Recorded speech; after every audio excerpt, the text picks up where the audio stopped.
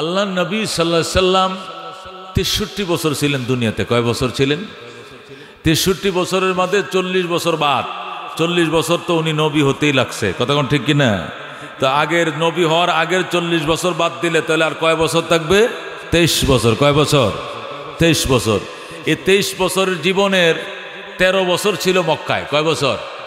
নবী নবী হওয়ার পর মক্কায় ছিলেন কয় বছর? ১৩ বছর। মদিনায় ছিলেন কয় বছর? ১০ বছর। এই হইল কয় বছর? ২৩ বছর। আল্লাহ নবীজি সাল্লাল্লাহু আলাইহি সাল্লামের এই ২৩ বছরের জিন্দেগি যদি বুঝতে হয় তাহলে ৩০ পারা কোরআন বুঝতে হবে। যেরকম সুবহানাল্লাহ। ৩০ পারা কোরআন বোঝা ছাড়া নবীজির ২৩ বছরের জীবনে বোঝা যাবে না। আর ২৩ বছরের জীবনে বুঝতে হলে ৩০ পারা কোরআন বুঝতে হবে। ৩০ পারা কোরআন বুঝতে হলেও নবীজির ২৩ বছরের জীবনের ধারণা মাথায় থাকতে হবে। কতক্ষণ ঠিক না? আমি বুঝি না কোরআন, বুঝি না নবী, বুঝি না হাদিস, বুঝি না ইতিহাস, জানি না কোনো তাফসীর। আমি যদি আমার মন গড়ায় আবেগে কথা একটা বলে ফেলি, এটা আবেগের কথা হবে, এটা শরীয়তের কথা হবে না। কতক্ষণ ঠিক না? এই জন্য মুহতারাম হাজিরিন, বুঝতে হবে আলেম গভীর জলের একটা মাছকে আলেম বলা হয়। আলেম এত সোজা নয়। আল্লাহ নবী সাল্লাল্লাহু আলাইহি সাল্লামের ২৩ বছরের জীবনে বুঝতে হলে ৩০ পারা কোরআনের জ্ঞান থাকতে হবে। সুবহানাল্লাহ। কারণ নবীজির ২৩ বছরের জীবনের বিবরণ আল্লাহ ৩০ পারা কোরআনে দিয়েছেন। সুবহানাল্লাহ। আম্মা জান আয়েশা রাদিয়াল্লাহু তাআলা আনহার কাছে এক সাহাবী এসে বলেন, মাগো ও মা, নবীজির কলিজার টুকরা স্ত্রী ছিলেন আপনি। আল্লাহর হাবিবকে কাছের থেকে আপনি বেশি দেখছেন। নবী আপনাকে অনেক মহব্বত করতেন। নবীজির ১৩ জন স্ত্রীর মধ্যে ১১ জন স্ত্রীর মধ্যে ১১ জন স্ত্রীর মধ্যে আপনি ছিলেন কুমারী, আর সবাই ছিল বিবাহিতা বিধবা। আপনি ছিলেন শুধু কুমারী। আপনি আবেদা, জাহেদা, মুহাদ্দিসা, ফকিহা। আপনি যেরকম মেধার অধিকারী, আপনি সম্মানের অধিকারী, রসুলের মহব্বত আপনি পাইছেন। ওগো মা আয়েশা, আপনার থেকে আল্লাহ নবীজির চরিত্র সম্পর্কে একটু জানতে আসছিলাম। আপনি একটু বলবেন নি নবীজির চরিত্রটা কেমন ছিল? সুবহানাল্লাহ। আম্মা জান আয়েশা রাদিয়াল্লাহু তাআলা না ডাক দেয়া, ওগো রসুলের সাহাবী, ওগো আল্লাহর হাবিবের আশেক, আপনি কি আল্লাহর কোরআন পড়েন নাই? পড়ছি তো। আল্লাহর কোরআনে একটা মানুষের চরিত্র যা হইতে বলা হয়েছে তার হুবহু উদাহরণ ছিল নবীজির চরিত্র। যেরকম সুবহানাল্লাহ। আপনি আল্লাহর ৩০ পারা কোরআন অ্যানালাইসিস করেন, ঘাটাঘাটি করেন, ৩০ পারা কোরআনের ভিতরে নবীজির ২৩ বছরের জীবনের সন্ধান পাবেন। তাহলে নবীজির ২৩ বছরের জীবন বুঝতে হলে ৩০ পারা কোরআন বুঝতে হবে। ৩০ পারা কোরআন বুঝতে হলে ২৩ বছরের জীবনের ধারণা আপনার আর আমার মাথায় থাকতে হবে। তারপরে যে পূর্ণাঙ্গ শরীয়তের একটা মেধা, একটা ধ্যান ধারণা আপনার তৈরি হবে। এছাড়া বাজান তৈরি হবে না। এই জন্য দোস্ত, আল্লাহর হাবিব সাল্লাল্লাহু আলাইহি সাল্লামের জীবনের এই মহাসমুদ্রকে বোঝার জন্য মুহাদ্দিসিনে কেরাম নবীজির জীবনীকে ৫ ভাগে ভাগ করেছেন। কয় ভাগে? যেহেতু নবীজির জীবনটা একটা মহাসমুদ্র, এটা ৩০ পারা কোরআনে ছড়ানো ছিটানো, সুতরাং এটা আন্দাজি পড়লেও মনে রাখা যাইতো না, আন্দাজি শুনলেও মনে রাখা যাইতো না। এই জন্য আল্লাহ নবীজি সাল্লাল্লাহু আলাইহি সাল্লামের ৩০ বছর, এই ২৩ বছরের জীবনীকে ৫ ভাগে ভাগ করছেন। কয় ভাগে? ৫ ভাগে ভাগ করছেন। প্রথম ভাগের নাম হলো মিলাদুন নবী সাল্লাল্লাহু আলাইহি সাল্লাম। যেরকম সুবহানাল্লাহ। নবীজি ২৩ বছরের জীবনের কয়টা ভাগ? ৫টা ভাগ। কয়টা ভাগ? প্রথম ভাগের নাম মিলাদুন নবী সাল্লাল্লাহু আলাইহি সাল্লাম। নবীজির মিলাদ সম্পর্কে আলোচনা, নবীজির জন্মের হিস্টোরি নিয়ে আলোচনা। নবী কখন জন্ম নিয়েছিলেন, কিভাবে জন্ম নিয়েছিলেন, কার ঘরে জন্ম নিয়েছিলেন, কত তারিখ জন্ম নিয়েছিলেন, কয়টার সময় জন্ম নিয়েছিলেন, জন্মের আগে পরে সিমটনগুলো, আলামতগুলো কেমন ছিল, এই নিয়ে বিস্তারিত আলোচনাকে বলা হয় মিলাদুন নবী সাল্লাল্লাহু আলাইহি সাল্লাম। যেরকম সুবহানাল্লাহ। তাহলে নবীজির ২৩ বছরের জীবনকে কয় ভাগে ভাগ করতে হবে? ১ নম্বরে মিলাদুন নবী সাল্লাল্লাহু আলাইহি সাল্লাম, নবীজির জন্মের ইতিহাস। ২ নম্বরে সিরাতুন নবী সাল্লাল্লাহু আলাইহি সাল্লাম, নবীজির চরিত্রের বর্ণনা। কিসের বর্ণনা? সিরাতুন নবী মানে নবীজির চরিত্র, নবীজির আদর্শ। নবী খাইতেন কেমনে, নবী ঘুমাইতেন কেমনে, নবী বিবাহ করতেন কেমনে, সংসার চালাইতেন কেমনে, দান খয়রাত করতেন কেমনে, রাষ্ট্র চালাইতেন কেমনে, ও মুসলমান বিচার আচার করতেন কেমনে, ফ্যামিলিকে সময় দিতেন কেমনে, আচার আচরণ করতেন কেমনে, নামাজ পড়তেন কেমনে, রোজা রাখতেন কেমনে, ডিলাগুলো ব্যবহার করতেন কেমনে, পাগড়ি বাঁধতেন কেমনে, রুকু করতেন কেমনে, সজদা করতেন কেমনে। আল্লাহর হাবিবের 23 বছরের জীবনের চরিত্রের বর্ণনাকে বলা হয় সিরাতুন নবী সাল্লাল্লাহু আলাইহি সাল্লাম। সুবহানাল্লাহ। 3 নম্বর হলো মেরাজুন নবী সাল্লাল্লাহু আলাইহি সাল্লাম, নবীজির মেরাজ। নবীজির কি মেরাজ? আল্লাহর হাবিবের মেরাজ। নবীজি সশরীরে রাতের অন্ধকারে মেরাজ করেছিলেন। কি করেছিলেন? আল্লাহর বাড়িতে তিনি গিয়েছিলেন। ঘুমন্ত অবস্থায় নয়, সজাগ অবস্থায় আল্লাহ বিশেষ দাওয়াত করে জিব্রাইলকে বোরাকের ড্রাইভার বানায়া, মিকাইলকে হেল্পার বানায়া, তার বন্ধু রহমতুল্লিল আলামিনকে ভিআইপি যাত্রী বানাইয়া এক টানে বাইতুল মুকাদ্দাস থেকে বাইতুল্লাহ থেকে বাইতুল মুকাদ্দাস, সেখান থেকে সিদরাতুল মুনতাহা, সেখান থেকে আরশে আজিম, আল্লাহর বাড়িতে আল্লাহ তার বন্ধুকে পৌঁছায় দেয়। এই জন্য বুঝতে হবে দোস্ত, একসাথে বোঝা যাবে না। 1 নম্বরে বুঝতে হবে মিলাদুন নবী সাল্লাল্লাহু আলাইহি সাল্লাম। 2 নম্বরে কি বুঝতে হবে? সিরাতুন নবী সাল্লাল্লাহু আলাইহি সাল্লাম। 3 নম্বরে মেরাজুন নবী সাল্লাল্লাহু আলাইহি সাল্লাম, নবীজির মেরাজ।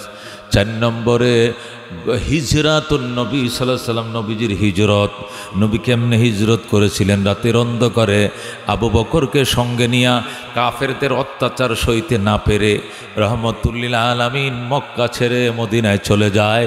এটাকে বলা হয় হিজরাতুন নবী সাল্লাল্লাহু আলাইহি সাল্লাম। কথা কোন ঠিক কিনা? 5 নম্বর হলো গাজওয়াতুন নবী সাল্লাল্লাহু আলাইহি সাল্লাম, নবীজির যুদ্ধের জীবন। আমাদের বঙ্গবন্ধু শেখ মুজিবুর রহমান একটা যুদ্ধ করছে। কয়টা? 1 যুদ্ধ করে যদি তিনি জাতির জনক হতে পারেন, তাহলে রহমতুল্লিল আলামিন সাল্লাল্লাহু আলাইহি সাল্লাম 65টা যুদ্ধ চালাইছেন। জোরে আল্লাহু আকবার। 65টা যুদ্ধ পরিচালনা করেছেন। কয়টা? 27টা যুদ্ধে তিনি ময়দানে কমান্ডার ছিলেন। 27টা যুদ্ধে। আর বাকিগুলো বিভিন্ন সাহাবীদেরকে কমান্ডার বানায়া যুদ্ধ পরিচালনা করেছেন। তাহলে একটা নবী যদি 65 যুদ্ধের নায়ক হয়, তাহলে বঙ্গবন্ধু নয়, তামাম পৃথিবীর সেরা রহমতুল্লিল আলামিন, 2 জাহানের বাদশা হবেন না কেন? কথা ঠিক কিনা?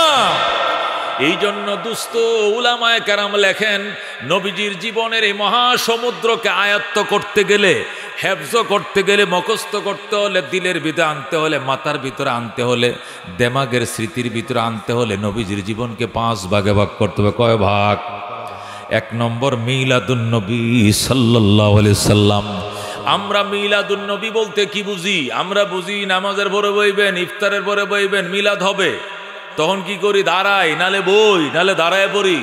এরপর আল্লাহুম্মা সাল্লি আলা বালাগাল উলা ইয়া নবী সালাম আলাইকা, বিভিন্ন কিসিমের দুরূদ শরীফগুলো পড়ি। কতক্ষণ ঠিক কিনা? ফইরা জিলাপি থাকলে জিলাপি দেই, বিরিয়ানি থাকলে বিরিয়ানি দেই, যেটা পাই দেই দিয়া এরপরে গোয়ালা বাড়ি যাওয়ান, মিলাদ শেষ হয়ে গেছে। কতক্ষণ ঠিক কিনা? এটা মিলাদুন নবী নয় দোস্ত, এটা দুরুদ ও সালাম। এটাকে কি কয়? এটাকে কয় দুরুদ ও সালাম। আপনি খাড়াইয়াই পড়েন আর বইয়েই পড়েন, যেভাবেই পড়ছেন, এগুলো বিভিন্ন দুরুদ শরীফগুলো পড়ছেন, এটা দুরুদ এবং সালাম হয়েছে, এটা মিলাদুন নবী হয় না। ঠিক কিনা? মিলাদুন নবী সাল্লাল্লাহু আলাইহি সাল্লাম বলা হয় নবীজির জন্মের হিস্টোরি নিয়ে আলোচনা করতে হবে। নবীজি কখন জন্ম নিয়েছেন, কার ঘরে জন্ম নিয়েছেন, বাবার কি নাম, মায়ের কি নাম, জন্মস্থানের কি নাম, কখন জন্ম নিয়েছেন, জন্মের আগে পরে সিমটন আলামতগুলো কি ছিল, এই নিয়ে বিস্তারিত আলোচনা করতে হবে, নতুবা মিলাদ হবে না। কতক্ষণ ঠিক কিনা? এই জন্য বন্ধু না বুঝে আমরা অনেক সময় উল্টাপাল্টা করি। আল্লাহ মাফ করবে, বলতে হবে আল্লাহ বুঝি নাই, উলামায়ে কেরাম বুঝাইছে, এই জন্য তওবা করছে, আর এমনটা করব না, আল্লাহ মাফ করে দিবে। ঠিক না? আর যদি বলে না হুজুররা কিছুই বুঝে না, সব আমি বুঝি, মোল্লারা কিছুই বুঝে না, তাহলে সারা জীবন ভুলের মধ্যে থাকবা, আসরের মধ্যে না জবাব দিতে পারবা না। কথা ঠিক কিনা? এই জন্য বুঝো, মিলাদুন নবী বলা হয় নবীর জন্মের ইতিহাস নিয়ে আলোচনা করা। জন্মের ইতিহাস কি শুনেন? আজ থেকে ১৫০০ বছর আগে, কয় হাজার? বাংলাদেশ থেকে ৪৫০০ কিলোমিটার, ৪৫০০ মাইল পশ্চিমে আজ থেকে ১৫০০ বছর আগে বাংলাদেশ থেকে ৪৫০০ মাইল পশ্চিমে হযরতে আদম আলাইহিস সালামের জন্মের ৯৩১৩ বছর পর, হযরতে নূহ আলাইহিস সালামের তুফানের ৬১৩৫ বছর পর, হযরতে ইব্রাহিম আলাইহিস সালামের জন্মের ৩৫০০ বছর পর, হযরতে মূসা আলাইহিস সালামের জন্মের ২৩০০ বছর পর, হযরতে ঈসা আলাইহিস সালামের জন্মের ৫৭০ বা ৭১ বছর পর, আসহাবে উখদুদ এবং আসহাবে কাহাফের ঘটনার ৭০ বছর পর, আসহাবে ফিলের ঘটনার ৫০ দিন পর, ২০ এপ্রিল মতান্তরে ২২ এপ্রিল, ১২ রবিউল আউয়াল মতান্তরে ৮ অথবা ১১ রবিউল আউয়াল, সোমবার দিন সুবে সাদেকের টাইমে বাবা আব্দুল্লাহর ঘরে মা আমিনার উদরে মক্কা নগরে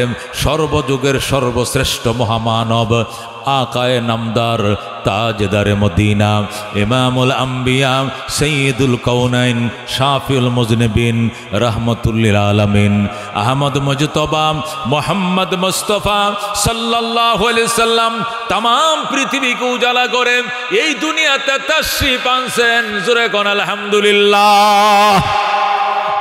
কপালের জুড়ে ভাগ্যের জুড়ে দরখাস্ত ছাড়া আমরা তার উম্মত হয়ে গেলাম। আবার বলেন আলহামদুলিল্লাহ। এইদিরে কয় মিলাদ, এইদিরে কয় মিলাদ। আদম জন্মের কত বছর পর? ৯৩১৩ বছর পর। নূহ আলাইহিস সালামের তুফানের কত বছর পর? ৬১৩৫ বছর পর। ইব্রাহিম আলাইহিস সালামের কত বছর পর? ৩৫০০ বছর পর। মূসা নবীর কত বছর পর? ২৩০০ বছর পর। ঈসা নবীর কত বছর পর? ৫৭০ বা ৭১ বছর পর। ইংরেজি আসহাবে উখদুদ এবং কাহাফের ঘটনার ৭০ বছর পর। আসহাবে ফিলের ঘটনার মাত্র ৫০ দিন পর। এপ্রিল মাসের ২০ তারিখ অথবা ২২ তারিখ, রবিউল আউয়াল মাসের ৮, ৯ অথবা ১১ তারিখ। বার ছিল সোমবার। কি বার ছিল? সোমবার। টাইম ছিল সুবে সাদেক। সুবে সাদেক বুঝেন? যখন ইমাম সাহেব মাইক দেয়া কয় আর মাত্র ১ মিনিট, খানা পিনা বন্ধ করো হয়, আর খাইন না যে পানিটাও মহদেন না যে, আর মাত্র আধা মিনিট আছে, আর মাত্র ২ সেকেন্ড আজান দিয়া লাইয়াম, যে কইছিল কয়েকদিন আগে রোজার মাসে মনে আছে, ওই টাইম ধরে কই সুবে সাদেক। জোরে কোন সুবহানাল্লাহ। আর মাত্র ১ মিনিট, খানা পিনা বন্ধ করেন, সেহরির টাইম শেষ, বলে কিনা? ওই ১ মিনিট পরে যে টাইমটা শুরু হবে এটাকে সুবে সাদেক বলা হয়। এটা ফজরের ফার্স্ট টাইম। জোরে কোন সুবহানাল্লাহ। আল্লাহ নবী ফজরের ফার্স্ট টাইমে যখন পূর্ব আকাশটার মধ্যে আলোটা সুহি দিছে, আল্লাহ নবী মায়ের গর্ভ থেকে দুনিয়ার দিকে সুহি দিছে। যেরকম সুবহানাল্লাহ। এটা নবীজির মিলাদ। দোস্ত, নবীজির মিলাদ রে দুরুদের সাথে না লাগাইছো কেন? আল্লাহুম্মা সাল্লি আলা সাইয়্যিদিনা মাওলানা মুহাম্মদ ওয়া আলা আলি সাইয়্যিদিনা মাওলানা মুহাম্মদ। এটা বলে মিলাদ। এটা মিলাদ। বাবুয়ার করে বাবুয়া তোর মিলাদ কইছে এটা? মিলাদ কারে কয় বুঝে না, দুরুদ কারে কয় বুঝে না। এটা দুরুদ শরীফ। মিলাদ শরীফ বলা হবে, নবীজির জন্মের হিস্টোরি বলতে হবে। কি বলতে হবে? বলেন নবীর বাবার কি নাম? আব্দুল্লাহ। কি নাম? বলেন। বাবার কি নাম? নবীর মায়ের কি নাম? আমিনা। বাবা মারা গেছে কবে? মায়ের গর্ভে ছিল যবে। নবী যখন তার মায়ের কি ছিলেন? গর্ভে ছিলেন, তখনই তার আব্বা জান আব্দুল্লাহ দুনিয়ার থেকে বিদায়। কথা কোন ঠিক কিনা? মা মারা গেছে কবে? নবীর বয়স যখন কয় বছর? ৬ বছর। রাহমাতুল্লিল আলামিনের বয়স যখন ৬ বছর, তখন মাও হারাইছেন। এখন বাবাও নাই, মা নাই, নবী ৬ বছরের বালক। নবীজির বয়স যখন ৮ বছর। কয় বছর? নবীজির বয়স যখন ৮ বছর, তখন দাদা আব্দুল মুত্তালিব দুনিয়ার থেকে বিদায় নিয়ে নিয়েছেন। কথা কোন ঠিক কিনা? এগুলো মিলাদ, নবীজির মিলাদ। এগুলো জানা যাবে, আমল করার কোনো ব্যবস্থা নাই, তারপরেও জানা ভালো। আল্লাহ নবী সাল্লাল্লাহু আলাইহি সাল্লাম মায়ের গর্ভে ছিলেন। নবীজির আম্মা জান আমিনা বলেন, আমার মোহাম্মদ যখন আমার গর্ভে ছিল, আমার মোহাম্মদ যখন আমার গর্ভে ছিল, তখন আমি স্বপ্ন দেখতাম, আমার ঘুমের মধ্যে কে যেন এক হইতো, আমিনা 14 তারিখের মানিক তোমার পেটে লুকায় রয়েছে, কেউ রে কইও না। আল্লাহু আকবার। আমিনা, পৃথিবী সৃষ্টির রহস্য তোমার পেটের ভিতরে, তুমি কাউরে কইও না। আমিনা বলতেন, আমি যে কাউরে কমু না, পেটে বাচ্চা আইলে এটা কি লুকায় রাখা যায়নি? কয়েকদিন পরে তো পেট এমনি বড় হইব, তখন আর না কইলেও তো মহিলারা জানিয়ে ফেলাইব, জানবো কি না? পেটে বাচ্চা আইলে কি লুকায় রাখা যায়নি? 9 মাসের পেট এত বড় হয়, ওই সময় লুকায় রাখবে কেমনে? আমি না ডাক দেখো, আপনি কে গো? আমার নিষেধ করতেছেন, কেউ রে কইতাম না। আসমানে চাঁদ উঠলে কি লুকায় রাখা যায়নি? পেটে সন্তান আইলেও লুকায় রাখা যাবে না। উনি আবার বলতেছেন, আমি না টেনশন করিস না, তোর পেট এখন যেমন আছে 9 মাসের গর্ভে এমনই থাকবে, বড় হবে না। আল্লাহু আকবার। হযরতে আমিনা আল্লাহ নবীকে পেটে রাখছেন, বয়স যখন একদিন ছিল যখন যেমন ছিল, যখন 9 মাস তখন এমনই ছিল, পেট বড় হয় না। আল্লাহু আকবার। আল্লাহুম্মা হাওয়া আলাইনা ওয়ালা আলাইনা, কোন আল্লাহুম্মা হাওয়া আলাইনা ওয়ালা আলাইনা। হে আল্লাহ, আমাদের আশপাশে দেন, আমগর একটু দিয়েন না। আমরা কয়েক মিনিট সময় চাই আপনার কাছে, কতক্ষণ ঠিক কিনা? এ দোস্ত, আল্লাহ নবীর মিলাদের কথা বলতেছিলাম। মিলাদুন নবী ওইটা নয় যেটা আমরা মিলাদ মনে করি, ওটা দুরুদ ও সালাম কয়, কতক্ষণ ঠিক কিনা? মিলাদ বলে নবীর জন্মের হিস্টোরির কথা জানা মানা। আল্লাহ নবী সাল্লাল্লাহু আলাইহি সাল্লাম মায়ের গর্ভে ছিলেন, পেট বড় হয় নাই। আল্লাহু আকবার। নবীজির মা কয়, তোরা মার পেটে ছিলে, তোর মা বমি করছে, আমি কোনোদিন বমি করি নাই। আল্লাহু আকবার। নবী কয়, তোরার পেটে বাচ্চা ছিল, তোরা অকক করছস, মাথা ঘুরাইছে, খাওয়ার রুচি পাস নাই, যে তরকারি মুখে দিছ গন্ধ করছে, কিন্তু আমার মোহাম্মদ পেটে ছিল এমনটা হয় নাই। আল্লাহু আকবার। ও দুস্থ, হযরত আমিনা বলেন, যেদিন আমার মোহাম্মদকে ডেলিভারি হবে ওই দিন আমি ঘুমাইছিলাম, ঘুমের ঘরে দেখি আমার ঘরটা নূরে নূরান্বিত হয়ে গেছে। আল্লাহু আকবার। আমার ঘরটা ফক ফক করতেছে আলোতে, ঘরের কোনায় কোনায় ইসলামী রমণীরা বসা। আমি বললাম, মা আপনি কে? আমি হযরতে আসিয়া। আল্লাহু আকবার। আপনি আসিয়া? উনি কে? উনি কো আমি হযরতে মরিয়ম, ঈসা নবীর আম্মা। আল্লাহু আকবার। আমিনা কয়, মা আপনি কে? উনি ডাক দেখো, আমি আদম পত্নী হযরতে হাওয়া আলাইহিস সালাম। আল্লাহু আকবার। এইভাবে ইসলামের রমণীরা ঘরের কোনায় কোনায় বসা। হযরত আমিনা ডাক দেয়া কয়, মা আপনারা আমার ঘরে কেন এসেছেন? কয়, আমিনা 10 মিনিটের ভিতরে তুমি 14 তারিখের চান প্রসব করবে, তোমাকে ডেলিভারি কেসে সহায়তা করার জন্য আল্লাহ রাব্বুল আলামিন আমাদেরকে মেডিকেল টিম বানায়া পাঠাইছে। আল্লাহু আকবার। আমিনা বলেন, আমি এই কথাগুলো ওনাদের সঙ্গে বলতেছিলাম, বলতে বলতে আমার ঘুম ভেঙে যায়। আমি চোখ খুলে দেখি আমার বাতি সুয়াইবার কোলে 14 তারিখের চাঁদ ধুলতেছে। সুয়াইবা, কিরে এত সুন্দর বালক তুই কই পাইছো? সুয়াইবা কো, ম্যাডাম আপনি কি জানেন না, আপনি তো একটু আগে ডেলিভারি করছেন। আল্লাহু আকবার।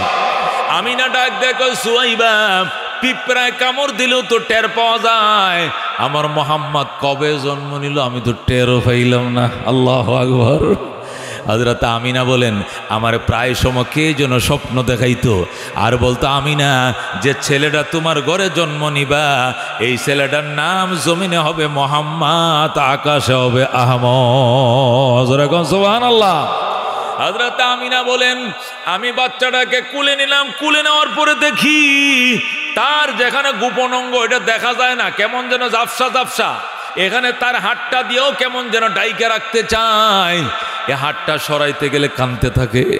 তখন আমি বুঝছি তার এই গোপন অঙ্গ কাউকে দেখতে দিবে না। এরপরে আমি বলছি, উম্মে আইমন রে, আমার শাড়ির আঁচল চিরে নিয়ে আসো। শাড়ির আঁচল চিরে আনার পর লঙ্গির মতো যখন পেঁচাইছি, তখন আমার মোহাম্মদ অটোমেটিক তার গোপন অঙ্গের উপর থেকে হাতখানা সরাই নিছে। এ দোস্ত, এটা আল্লাহ নবীর জন্য স্পেশালি না, আমরা পারবো না। আমরা তো 3 বছর 4 বছর তারপরে ল্যান্ডে গোসল করি, কতক্ষণ ঠিক কিনা? লুঙ্গি তাকে নদীর পারে, আমি তাকে নদীর ভিতরে, 5 বছর বয়স। অথচ আল্লাহ নবী 1 ঘন্টার শিশু, তারপরেও তার গোপন অঙ্গ কাউকে দেখতে দেয় না। এটা নবীর মিলাদ, কতক্ষণ ঠিক কিনা? হযরত আমিনা বলেন, আমার শ্বশুর আইছে বাইতুল্লাহ তওয়াফ করে, আমিনা আমার নাতি আমার কুলে দাও। নাতিরে কুলে দিলাম, রোদের মধ্যে বইছে। একটু পরে আইসা কো আমি না গো, আইলা না, কি তো হয়েছে শ্বশুর? রোদ আমার গায়ে ঠিকই লাগে, আমার নাতির গায়ে কে যেন ছাতি দইরা রাখে, রোদ লাগতে দেয় না। আল্লাহু আকবার। আকাশ হতে চাঁদ নেমেছে মা আমিনার কুলে, আদার রাতে উঠল যেন চাঁদের চেরাগ জ্বলে, চাঁদের চেরাগ জ্বলে। গুলশানে আজ বুলবুলিরা গাইছে শিরিন কালাম, তামাম জাহান নবীর তরে জানাইলা কো সালাম, জানাইলা কো সালাম। দোস্ত, এগুলো আল্লাহ নবীজির মিলাদ। নবীজি যাচ্ছিলেন, পাহাড় থেকে দুই পাশের পাথরগুলো ধুলতে ধুলতে নবীর কিনারে চলে আসছে, সালাম জানায়। আল্লাহু আকবার। নবীজি যায়, কে যেন ছাতা ধরে রাখে, রোদ লাগতে দেয় না। এগুলো সব নবীজির মিলাদ। এগুলো জানা যাবে, আমল করার কোনো ব্যবস্থা নাই। কিন্তু সিরাতুন নবী জানাও যাবে, আমলও করতে হবে। আমল না করার কোনো উপায় নাই। কথা ঠিক কিনা? আল্লাহ বলেন, আমাতাকুমুর রাসূল ফাখুযুহু, আমার বন্ধু তোমাদের জন্য যা আনছেন আঁকড়িয়ে ধরো, আঁকড়িয়ে ধরো। ওমা নাহাকুম আনহু ফান্তাহু, যেগুলো থেকে আমার বন্ধু তোমাদেরকে বরণ করতে বলেছেন, ছেড়ে দিতে বলেছেন, এগুলোকে বর্জন করো, বর্জন করো। যেগুলোকে বর্জন করতে বলছেন এগুলোকে বর্জন করো, যেগুলোকে অর্জন করতে বলছেন এগুলো অর্জন করো। এটাকে বলা হয় সিরাতুন নবী। কথা কোন ঠিক কিনা? মার মুখী হওয়া যাবে না দোস্ত, মহব্বত মুখী হতে হবে, ভালোবাসা দিয়ে দুনিয়া জয় করতে হবে। মায়ের করে জ্ঞানদাম করে ধাক্কা ধাক্কি করে বিজয় হয় না। কতক্ষণ ঠিক কিনা? আদর্শের মাধ্যমে আল্লাহ নবী আদর্শ দিয়া পৃথিবীকে জয় করেছেন। পৃথিবীর কোনা কোনা পর্যন্ত তার ইসলাম পৌঁছে গিয়েছে আদর্শের জোরে, ঠেলা দিয়া নয়, ধাক্কা দিয়া নয়, আদর্শ দিয়া পৌঁছে দিয়েছেন পৃথিবীর কোনায়। এই জন্য আল্লাহ নবী নিজেই বলছেন, ইন্নি বয়স্ত লিউতাম্মিমা মাকারিমাল আখলাক, আল্লাহ আমারে পাঠাইছে উত্তম চরিত্রের পরিসমাপ্তি ঘটানোর জন্য। সুবহানাল্লাহ। আল্লাহ নবী সাল্লাল্লাহু আলাইহি ওয়াসাল্লাম পেটের খোদায় গেছেন চাকরি করার জন্য। হাসান হুসান উপবাস, আলী উপবাস, ফাতেমা উপবাস, সাহাবায়ে কেরামের ঘরে চুলায় জাল নাই। এক সান ডুবছে, আরেক সান উঠছে, এই সান ডুবছে, আরেক সান উঠছে, নবীজির ঘরে কোনো চুলায় জাল নাই। কাজের সন্ধানে গেছেন সেই উহুদ পাহাড়ের গোড়ায়, যায় দেখে ইহুদির বাচ্চা বিরাট বড় খেজুর বাগানের মালিক নিজের বাগানে নিজে পানি ডালে। নবী যায়, কো বাজান আপনার কি কাজের লোক নাই? কয় না। আমি কাজ করব, করাইবেন নি কাম? ইহুদি কো আপনি বুড়া মানুষ, কাম পারবেন? নবী যে হে চিনে না, মনে করছে এলাকার দক্ষিণ পাড়ার কুদ্দুস ভাই মনে করছে, আরে বুঝুন না। হে কো আপনি মুরব্বী মানুষ, কি আপনি কাম পারবেন? রসুল কো পারবো। কি কাজ? কো বালতি উঠাবেন পানি, বালতি ভরে পানি উঠাইবেন, খেজুর গাছের গোড়ায় গোড়ায় দিবেন। আল্লাহ নবী কো আমি পারবো। এক এক বালতি পানি উঠায়, এক একটা খেজুর গাছের গোড়ায় দেয়। এইভাবে 5 বালতি পানি উঠাইছে। খোদার জ্বালায় নবী আর পানি উঠাইতে পারে না। ইহুদি কয়, আপনি ক্লান্ত হয়ে গেলেন কেন? খোদার যন্ত্রণায় 3 দিনের উপবাস, পেটে পাথর বাঁধা। তখন ইহুদি গড় থেকে 5টা খেজুর আইনা দিছে। বলেন আল্লাহু আকবার। আল্লাহ নবী সেখান থেকে 2.5টা খেজুর খেলেন, আর 2.5টা খেজুর তার খাদেম হযরত আনাস ইবনে মালিককে দিলেন। ছোট্ট সাহাবী হযরত আনাস খাইছেন 2.5টা খেজুর, নবী খেয়েছেন 2.5টা খেজুর। 5টা খেজুরকে পানি পান করার পর শক্তি আইছে, নবী আবার পানি উঠাইতে শুরু করছে। আগে নাস্তার আগে উঠাইছে 5 বালতি পানি, নাস্তার পরে উঠাইছে আরো 4 বালতি পানি। কয় বালতি হয়েছে? 9 বালতি পানি উঠানোর পর যখন 10 নম্বর বালতিটা টান দিছে, ঠাস করে ভিজা রশিটা ছিঁড়ে বড়া বালতির নিচে ধ্রিম করে পড়ে গেছে। সেই গভীর গর্তের মধ্যে যায় যখন ঠাস করে বালতিটা পড়ছে, আল্লাহ নবী কয় ইন্না লিল্লাহি ওয়া ইন্না ইলাইহি রাজিউন। ইহুদি দৌড়াইছে, কয় মাল মুসিবত, বিপদ কি? তুমি ইন্নালিল্লাহ ফরকা। আমার হাতের রশি ছিঁড়ে গিয়েছে, বালতি নিচে পড়ে গিয়েছে। ইহুদিকে বালতি ভরবে কেন? সারাদিন পানি উঠাই আমি, বালতি ছিঁড়ে না, রশি ছিঁড়ে না। আর আপনি কয় বালতি উঠাইছেন? 9 বালতি। 9 বালতি রশি ছিঁড়ে মিয়া আপনি গৈসে গৈসে সানসন দড়িটাই লেগে তুই দড়িটা ছিঁড়ছে। রসুলকে আমার দেশে, ওই আরব দেশেই, আমি বিনদেশ থেকে আহি নাই। পানি কেমনে উঠাইতে হয় আমি জানি। নাহানুল আরব, আমরা আরব, শিখাইস না বেটা। তো আমি কেমনে পানি উঠাইটা জানি। আমি সন্নিকারে টানছি বালতি, কিন্তু রশি বিজদে আজ গয়া কর লুল্লিয়া হচ্ছে রশি। আজকে ছিঁড়ছে, এদিকে হত্তি দিন ছিঁড়ে, এটা তো একবারই ছিঁড়ে, আজকে আমার হাতে ছিঁড়ছে। কয় না, আমার হাতে সারা বছর ছিল না, আমনের হাতে 9 বালতি পানি তুললে ছিল কেন? আমনের দোষ। নবী কয় রশিদ দোষ, ইহুদি কয় নবীর দোষ, নবী কয় রশিদ দোষ, আর ইহুদি কয় আপনার দোষ। এক কথায় দুই কথায় উত্তেজিত হয়ে ইহুদি বেয়াদবের হাতখানা নবীর শরীরে লাগাই দিছে। নাউজুবিল্লাহ। যার গায়ে মশা মাছি বসা হারাম, ও দোস্ত, একটা মশা বইলে আর সে মালিকের পারমিশন লাগে। আল্লাহু আকবার। একটা মাছি বইলে যার গায়ে আরশের মালিকের পারমিশন লাগে। এই গায়ের মধ্যে যেই মাত্র ইহুদি হাতটা তুলে দিছে, আনাস ইবনে মালিক, ইয়া রাসূলুল্লাহ, দুনিয়ার বাচ্চা লাভ কি? দুনিয়াতে বাঁচার স্বাদ আমার শেষ, আমি এর প্রতিশোধ না নিয়ে যাব না। এই জীবনে কোনোদিন আপনার গায়ে একটা মশা বইতে দেখি নাই, মাছি বইতে দেখি না, আর আপনার গায়ে হাত তুলছে। রসুল ডাক দিয়ে কয়, আনাস, ধৈর্য ধারণ করো, দোয়া করো, এই বেয়াদবি যেন তার হেদায়েতের জন্য উসিলা হয়ে যায়। আল্লাহ নবী সাল্লাল্লাহু আলাইহি ওয়াসাল্লাম প্রতিশোধ নিলেন না, দোয়া করলেন, আল্লাহ তুমি তার হেদায়েত করে দাও। নবী বললেন, ঠিক আছে, তুমি যাই করছো আমি তোমারে ক্ষমা করে দিলাম, কিন্তু আমি যে 9 বালতি পানি উঠাইছি এর জন্য কি কোনো বেতন নাই? ইহুদি কো বেতন তো আছে। কয় কি বেতন? কয় আনতাছি। গড়ে যায় ইহুদি 40টা খেজুর আনছে। কটা? আগে তো 5টা খাইতে দিছিল, এখন আরো 40টা আনছে। 5 আর 40 কত হয়েছে? 45। 9 বালতি পানি, 1 বালতি পানির জন্য 5টা খেজুর, 9 বালতির জন্য দিলাম 45টা খেজুর। যান যান যান। তবে হাসর দিন পর্যন্ত দাবি থাকলো আমার বালতিরে যে ফেলাইছো নামনে। রসুল কই, এত বড় বেয়াদবি করার পরে এখন ওই বালতির কথাই কস? ওই মরার করে মরা, তুই তো বালতির দেখা যায় আশেক। নবী ছিলেন, হ্যাঁ, কিতা কিতা কইছো? নবী নবী টবি তো চিনি না আমি। আল্লাহ নবী গো, চিনলে মদিনে আইসো, আমি গেলাম। আল্লাহু আকবার। এই বলে নবী চলে গেল। ইহুদি নবীরে যতক্ষণ দেখা যায়, নবী তো হয়ে যাইতেছে মরুভূমি দিয়া বিল ফাতারে। যতক্ষণ দেখা গেছে এতক্ষণ বৎসনা করছে, তিরস্কার করছে। বুড়িয়ার ঘরে বুড়িয়া, আমার বালতিটা ফালায় হয়ে গেছে, হাসরের দিন আমার বালতি আমার দেওয়ান লাগবো, যা মুখ দিয়েছে সব খুইতেছে।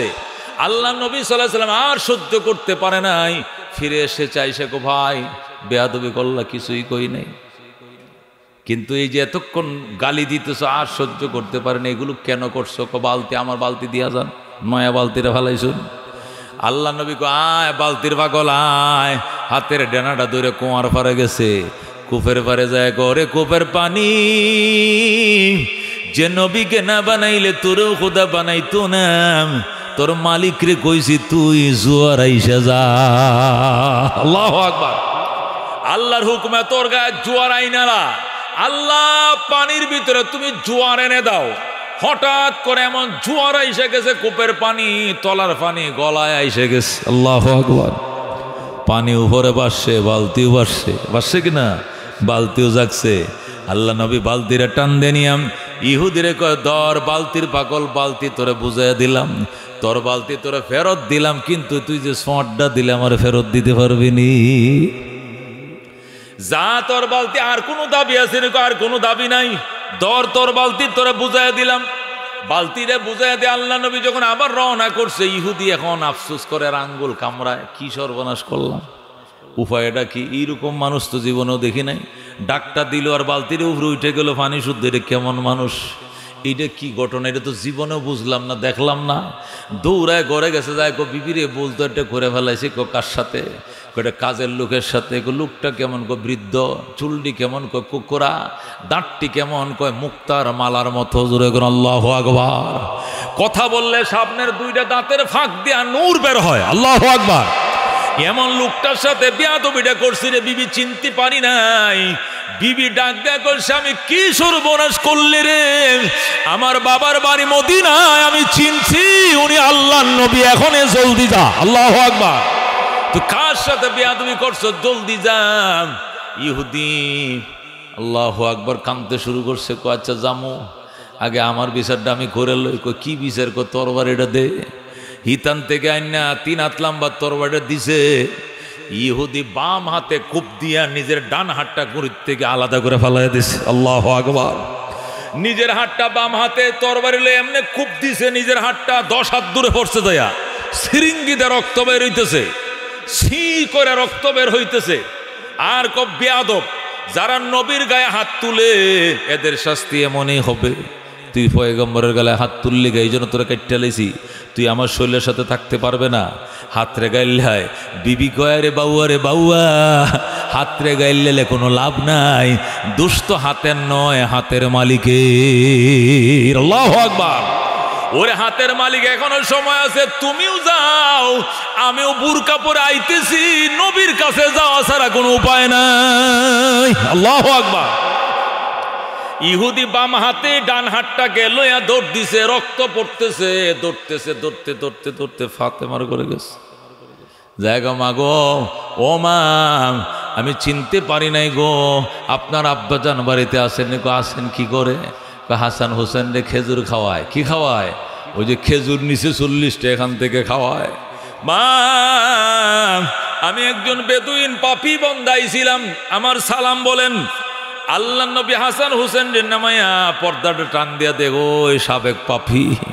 ওই ইহুদি বাচ্চা আইছে, হাত একটা নাই, ফালাই তুইছে। কিরে হাত কাটছো কেন? কয় না বুঝে আপনার শরীরে লাগাইছিল কেন, এই জন্য হাত আমি শরীরে রাখি নাই, কাইটা আলাদা করছি। রসুল কয় হাতের কোনো দোষ নাই, দোষ তো তোমার। তুমি কালমা পড়া ছাড়া এই পাপের থেকে মুক্তি পাইবা না। আল্লাহু আকবার। ইহুদি কয় আমি যদি কালমা পড়ি আল্লাহ মাপ দিবেন? কয় দিবে। আপনি দিবেন না? আমিও দিমু। আল্লাহু আকবার।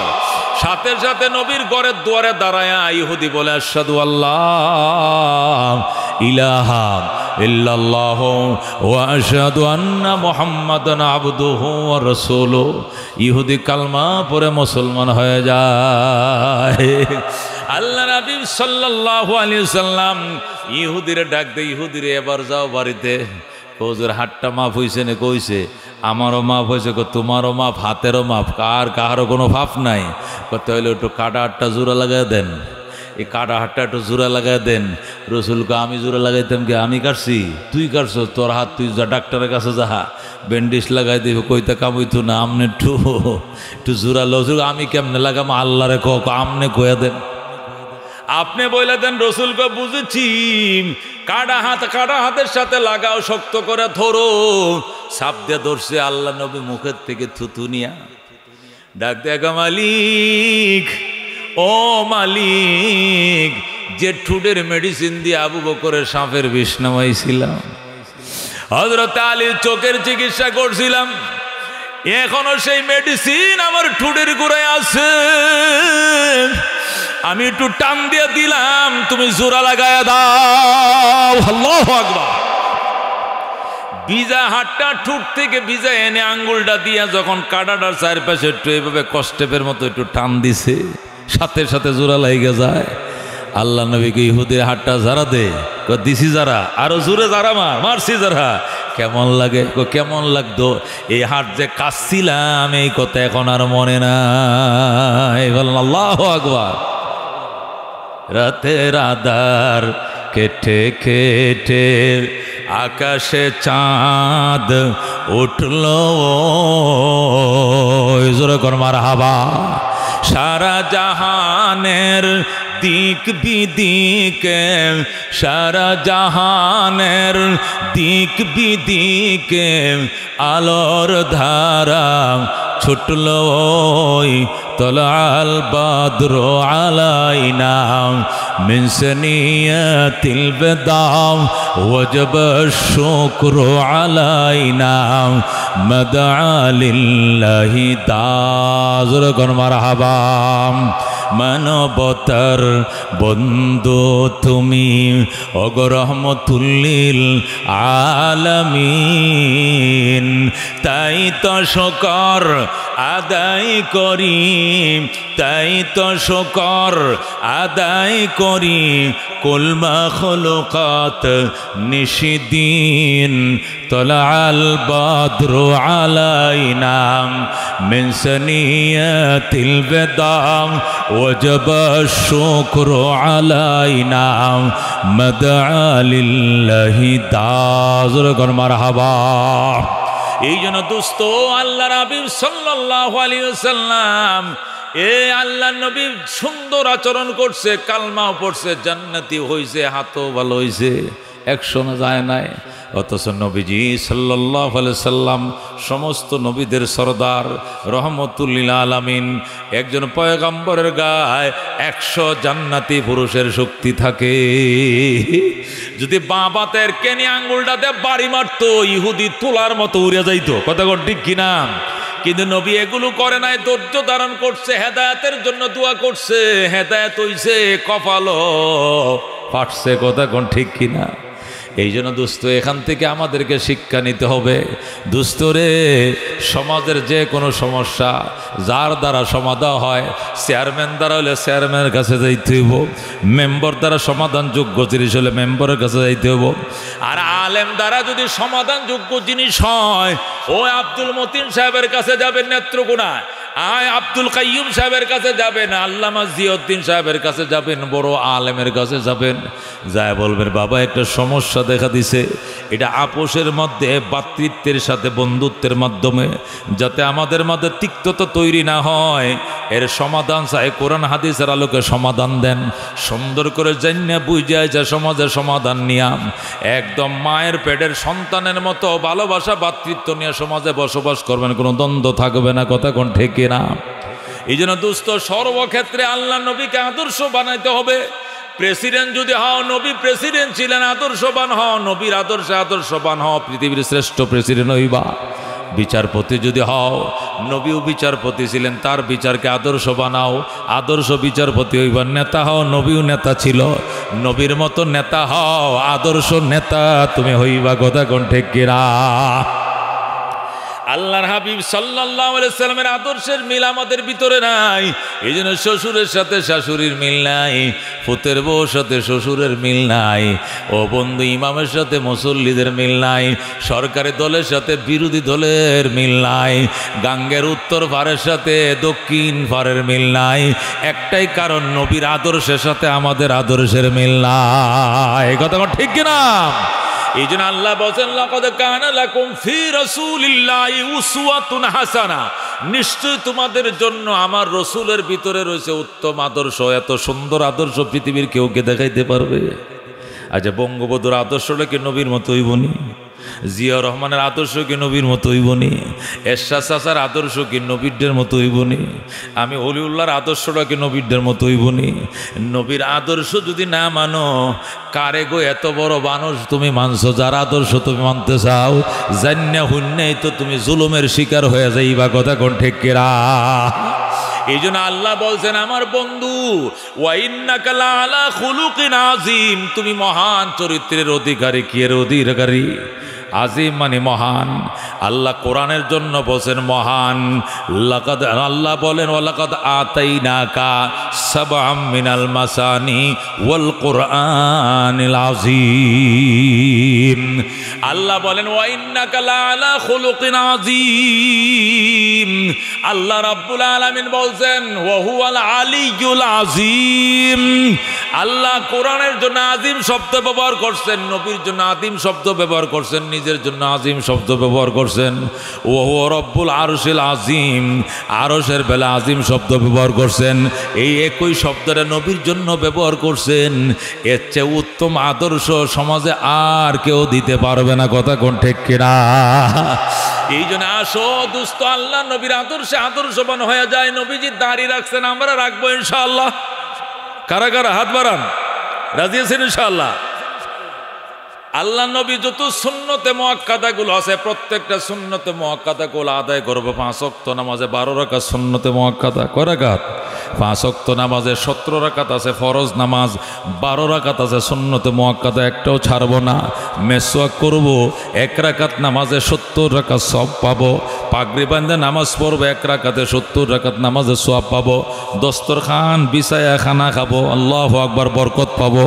ইস্তেঞ্জা করার পরে ঢিলা গোলপ টিস্যু টয়লেট পেপার ব্যবহার করব, পারবো তো ইনশাআল্লাহ।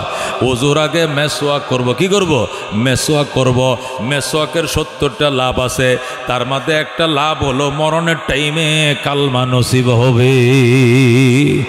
মরণের টাইমে অটোমেটিক জারি হয়ে যাবে আশহাদু আল্লা ইলাহা ইল্লাল্লাহু ওয়া আশহাদু আন্না মুহাম্মাদান আবদুহু ওয়া রাসূলুহু।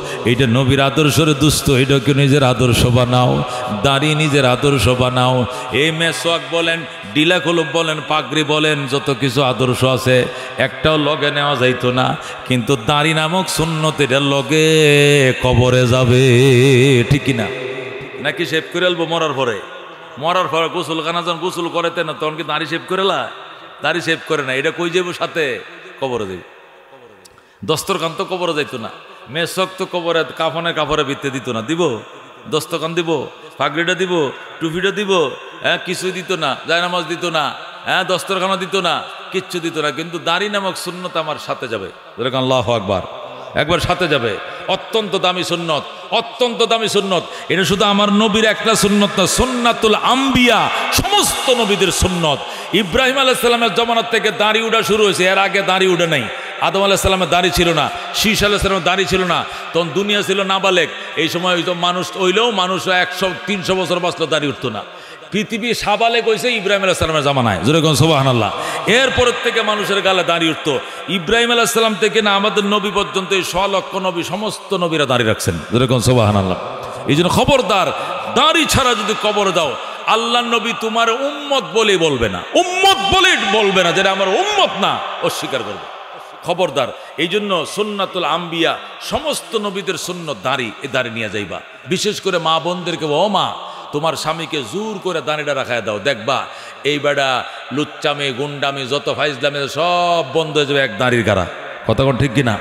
হ্যাঁ, ক্লিন শেভ করলে বুড়ারেও যুবকের মতো দেখা যায়, এটার পিছু মহিলারা করে। কথা কোন ঠিক কিনা? আর দাড়ি রেখে মাশাআল্লাহ চাচা আঙ্কেল, ওখানে চাচা আঙ্কেলের সাথে কেউ আর প্রেম প্রীত করতে যাইতো না। কথা ঠিক কিনা? সুন্দর করে দাঁড়িয়ে রাখবেন। এই দাঁড়িয়ে রাখার কারণে আল্লাহর ওয়াস্তে দেখবেন আপনার স্বামীকে ডেলি মানুষ দোয়া করবে, সালাম দিবে, দেখা মাত্রে আসসালামু আলাইকুম রহমতুল্লাহ, মানে আঙ্কেল আমার হৃদয়ের গহীন থেকে আপনার উপরে শান্তি এবং রহমত এবং বরকত বর্ষিত হোক।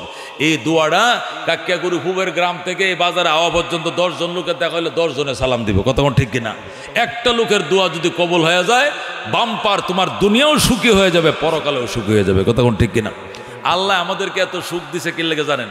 কারণ আমাদের কাছে হিন্দু নাই, মুসলমান নাই, ছোট নাই, বড় নাই, বুড়া নাই, যেটা নাই, যে এবারে সালাম দিতেছে, সালামটা কত বড় দোয়া জানুন, সালাম কত বড় দোয়া জানুন।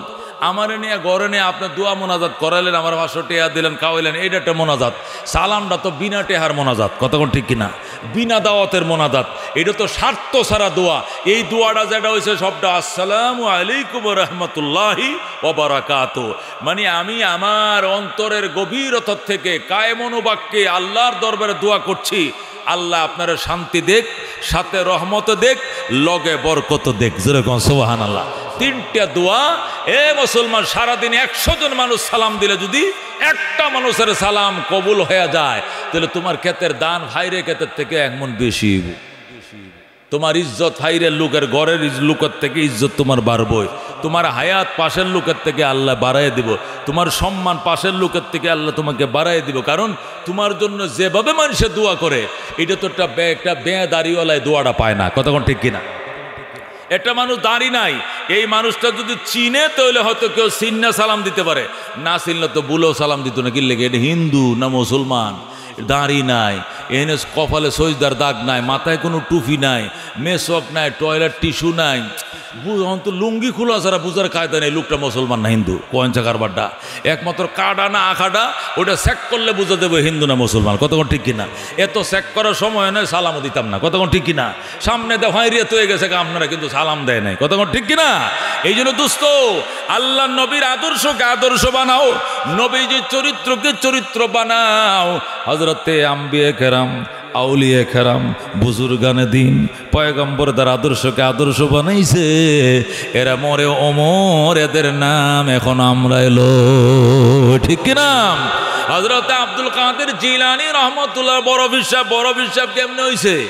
ও দোস্ত, কেমনে বরফি রইল?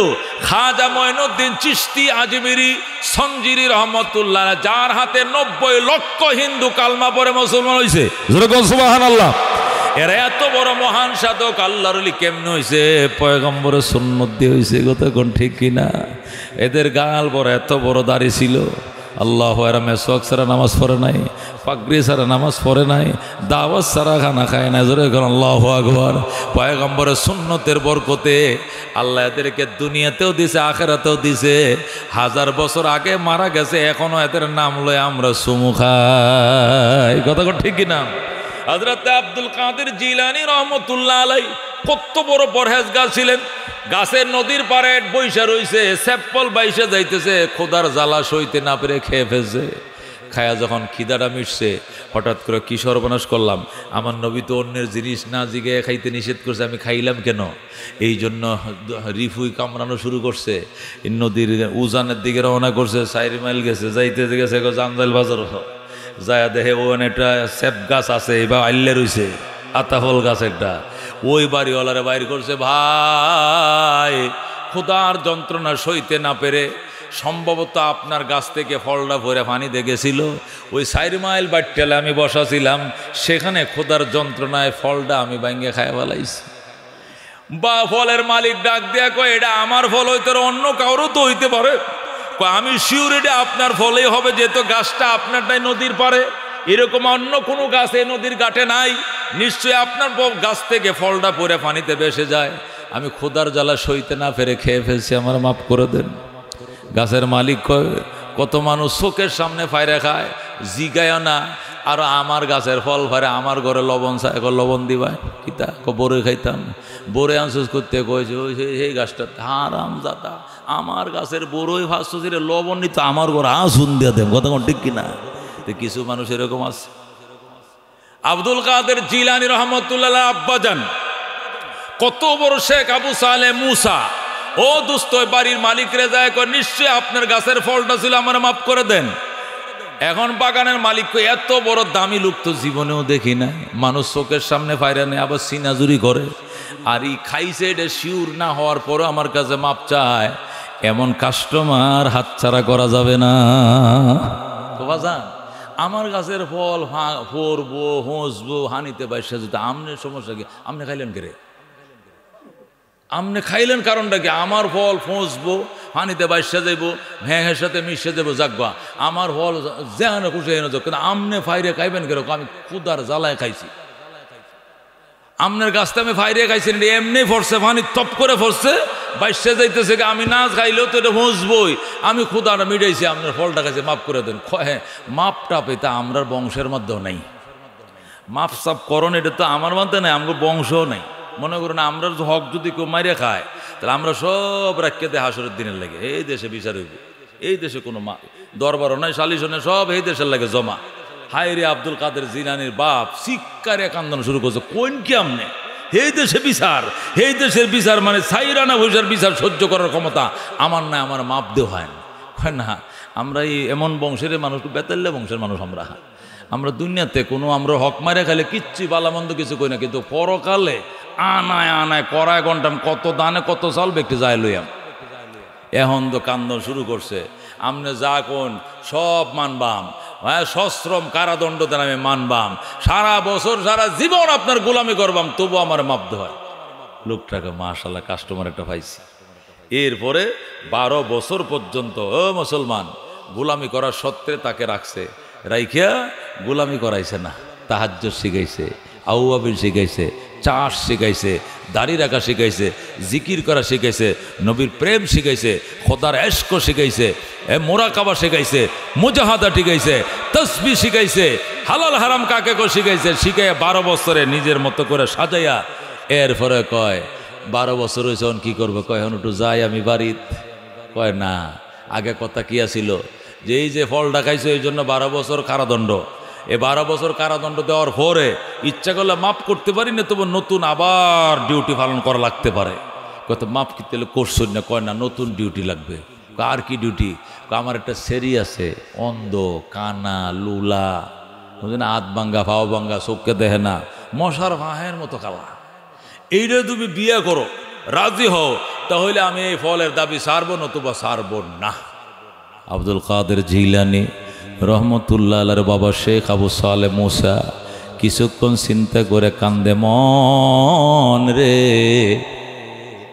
ও মন, এটা পুঙ্গ মেয়ে নিয়ে জীবনযাপন করতে তুই রাজি হয়ে যা, এটা অন্ধ লুলা নিয়ে জীবনযাপন করতে রাজি হয়ে যা, তবু সেফের দাবি নিয়ে কবরে যাইতে তুই রাজি হইস না। আল্লাহু আকবার। ঠিক আছে, আপনার অন্ধ মেয়ে আমি বিয়ে করলাম। এরপরে ওই বাগদাদের শাহী মসজিদের মধ্যে হাজার হাজার কুতুব আবদালকে একত্রিত করে বিয়ে পড়াইছে। বাজান, তুমি যে আমার ছেলেটা বিয়ে করবা, স্বর্ণগণ খিতা দিবা, ও হরণে কাহর নাই, ভাই জুতার নাই, স্বর্ণ টন্য করতে দেন।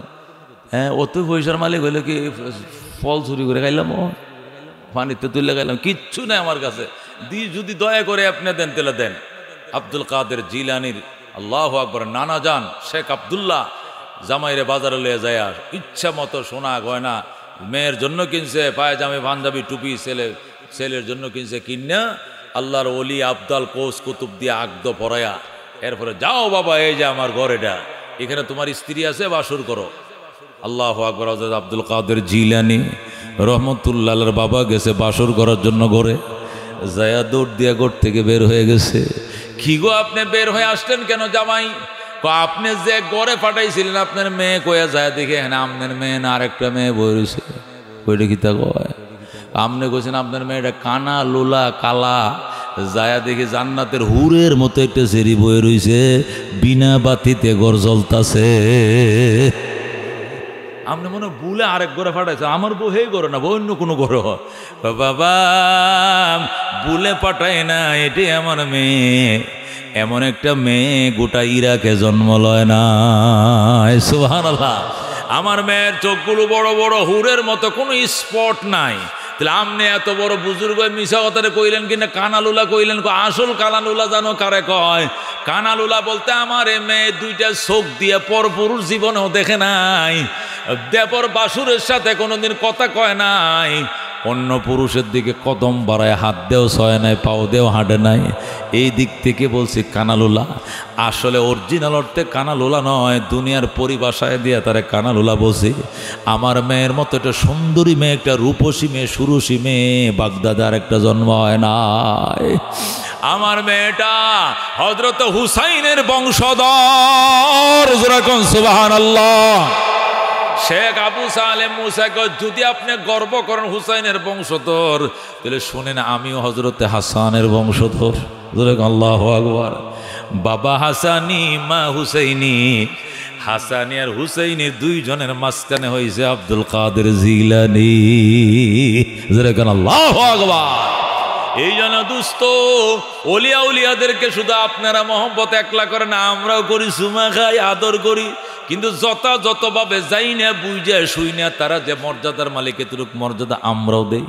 কিন্তু আপনারা না জানে এমন দেওয়া দেন, বলে নবীরে দিয়া নবী গেছে লুকাইয়া, নবীর দন ওলিরে দিয়া খাজা গেছে আজমির। না কিতা কিতা কয়, কথা কোন ঠিক কিনা? আল্লাহর দাগ সব পাওয়ার নাকি নবীরে দিয়া দিছে, আল্লাহ রিটায়ার্ডে গেছে, আর নবীর সব দন দিয়া দিছে অলিরে। অলি নবীও রিটায়ার্ড, মানে আল্লাহও নাই নবীও নাই, এখন আছে আজমি শরীফের মালিক। জুরে নাউজুবিল্লাহ। এত বড় করা যাবে না অলি নবী হয়ে যায়, এত বড় করা যাবে না যাতে করে নবী আল্লাহ হয়ে যায়। জুরে নাউজুবিল্লাহ। এই জন্য রাতের রাত, সপ্তাহে সপ্তাহ, মাসের পর মাস চলে যাবে নবীর বয়ান, সাহাবায়ে কেরামের বয়ান, আউলিয়া কেরামের বয়ান করব, বুঝি, জানি, মানিও। দোস্ত আপনারাও শোনেন, মানেন, যেটা যেভাবে ওইভাবে মানেন। আপনারা যদি 1 লক্ষ লোকে মিছিল করে কোন এইটাও হক, আর যদি আল্লামা জিয়াউদ্দিন সাহেব কয় এইটা হক নয়, তাহলে আল্লাহ ওই জিয়াউদ্দিন সাহেব এটা গ্রহণ করবে, 1 লক্ষ লোকের এটা গ্রহণ করবে না। কারণ আপনারা মূর্খ, আওয়াম, শরীয়তের জ্ঞান নাই। জিয়াউদ্দিন সাহেব কোরআনেরও হাফেজ, হাদিসেরও হাফেজ, শাইখুল হাদিস। কথা কোন ঠিক কিনা? নবী বলে গেছেন আল উলামা ওয়ারাসাতুল আম্বিয়া, আমরা নবীদের দন আলেমদের সিনার মধ্যে দিয়ে গেছি। কথা কোন ঠিক কিনা? এটা আল্লাহ নবী নিজেই ঘোষণা করে গেছেন। এই জন্য দোস্ত উলামায়ে কেরামের কথাগুলো আমরা মানবো। কোনো ঝগড়া নাই, জাটি নেই, কোনো দ্বন্দ্ব বাজলে আমাদেরকে ফোন করবেন, সুন্দর করে বুঝাই দিব, দ্বন্দ্ব নিরসন হয়ে যাবে। মার পেটের সন্তানের মতো এক সমাজে একসাথে সুন্দর করে বসবাস করব। যদি মাঝে মাঝে মন চায় অলিদের জীবনে শোনার জন্য একজন আলেম আইনা শুনবেন, অলিদের জীবনী, নবীর জীবনে শোনার জন্য মন চাইলে একজন আলেমকে দাওয়াত করে শুনবেন। কিন্তু এই নিয়ে ঝগড়া করবেন না, আর বলবেন না এটা নবীর দুশ্মন, এটা অলির দুশ্মন। নবীও মানে না, অলিও মানে না। আপনি কি জানেন, কি মানবেন? ফ্যাটটা ভরা জানা আছে, শরীরটা ভরা মানা আছে। কথা কোন ঠিক কিনা? অলিদের বয়ান শুনলে দুস্থ এমন বয়ান জানি, চোখের পানি রাখতে পারবা না, আর বলবো হুজুর ফজর পর্যন্ত আছি, কোন আমরা শুনবো। আল্লাহু আকবার। ও দোস্ত, এই জন্য জানা বড় কথা নয়। উলামায়ে কেরামের সাজেশন মেনে দিন বুঝো। আল্লাহ নবী সাল্লাল্লাহু আলাইহি ওয়াসাল্লাম দিন উলামায়ে কেরামকে দিয়া গেছে, আইল্লা বুঝে আলের মর্যাদা। আমার যদি এখন হুজুর দুয়ারে জ্বালাটা কুমবেলা হালাইলে ভালো হইব না, আমার যে গেলে কি কইম আমি কয় দুয়ারে জ্বালাটার মধ্যে কুমবেলা হালাইলে জ্বালাটা ভালো হইব, এটা আমার আরাধন জিল্লালে কাম হইব। এই জ্বালা সম্পর্কে আমি অভিজ্ঞ। হ্যাঁ হুজুর, কাটাটা কোন সময় বাংলা মাছ বেশি হইব, কোন 4টে ডাল ফাললে গাঙ্গ মাছ বেশি ধরবো, এটা হারা দিন বোমা মারলাম, আমি এটা কইতাম না। এটা জাইলে বুঝবো, আইলে বুঝবো আলের মর্যাদা, জাইলে বুঝবো জালের মর্যাদা, আলেম বুঝবে ইলমের মর্যাদা, শরীয়তের মর্যাদা। কতক্ষণ ঠিক কিনা? যে যেটাতে বিশেষজ্ঞ বাজান তার থেকে এটা নিতে, তার থেকে এটা নিতে। আমাদের একটা ওয়াজের সিরিয়াল নিতে 1 বছর আগে সিরিয়াল নেয়া নেই। একটা বড় ডাক্তার ঢাকা শহরে, একটা হার্টের বড় ডাক্তার, আপনি সিরিয়াল নেবেন 6 মাস আগে সিরিয়াল নিতে, কিছু করার নেই। তো যদি কোন হুজুরের সিরিয়াল আগে নেওয়া লাগে, ডাক্তারের সিরিয়াল ঢাকা নিলে 3 মাস আগে সিরিয়াল নিতে হয় কেন? ওনারা ওই লাইনে অভিজ্ঞ, উলামায়ে কেরাম শরীয়তের লাইনে অভিজ্ঞ, সব লাইনে অভিজ্ঞ লোক আছে। এই জন্য কাউকে অবহেলা করা যাবে না। সবাই সমান, সবন একটা এই গ্রামের একটা মানুষ, প্রত্যেকটা মানুষ ইজ্জতের মালিক, সম্মানের মালিক। কাহারও ইজ্জতকে হানি করা যাবে না, নষ্ট করা যাবে না। আর আমার আচরণে, আমার ব্যবহারে সমাজের কাউকে বিরক্ত করা যাবে না।